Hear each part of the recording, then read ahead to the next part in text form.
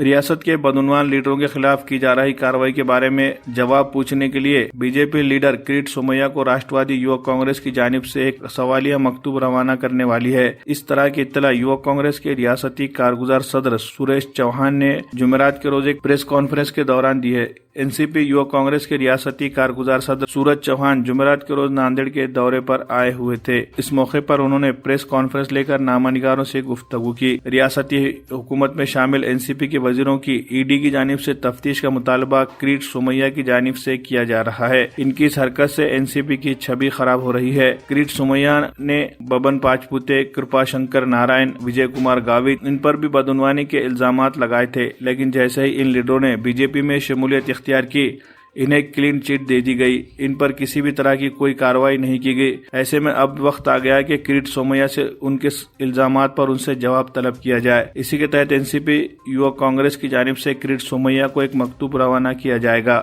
इस तरह की इत्तला सूरज चौहान ने दी है। इस मौके पर एनसीपी युवक कांग्रेस के शहर सदर अब्दुल रऊफ जमींदार, दिलीप धोंडगे वगैरह मौजूद थे। भारतीय जनता पार्टीचे नेते किरीट सोमैया यांनी अनेक वर्ष झालं अनेक विरोधात असणाऱ्या नेत्यावरती आरोप केले होते। त्याच्यामध्ये कृपाशंकर सिंग असतील, नारायण राणे असतील, विजयकुमार गावित असतील, बबनराव पाचपुते असतील, या लोकांवरती ईडीमध्ये जाऊन तक्रारी दाखल केल्या होत्या।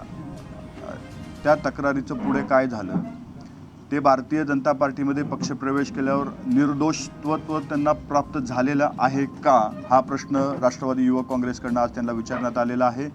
राष्ट्रवादी युवक काँग्रेस महाराष्ट्रभर एक आंदोलन चालवते की ज्या नेत्यांवरती किरीट सोमैयाने आरोप केले होते त्या नेत्यांचं पुढे काय झालं, जवाब दो, त्यांच्या चौकशी कुठेपर्यंत आलेली आहे, त्याचा जवाब आज राष्ट्रवादी युवक काँग्रेसकडून विचारण्यात आलेला आहे।